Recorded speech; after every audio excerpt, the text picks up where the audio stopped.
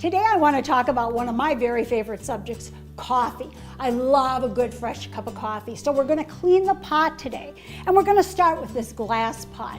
In order to get that staining and residue out, you're going to take just half a lemon that you've cut in half. If you don't have that, you can use lemon juice. Put some salt on it, and if you're using the juice, just sprinkle the salt in. And we're going to take it, put it in the pot, and start to rub. Now, it works pretty doggone fast when you're doing it, so you'll be able to see right away that you've cleaned a lot of it. But look how great that works. It takes all of that sludge from the coffee right out. Now, let's move over and talk about your carafe type canisters. Now, my problem with these is that I didn't realize how much stuff collected in them, and mine was filthy. So a great way to clean it is with Denture cleaning tablets. They're not just for false teeth.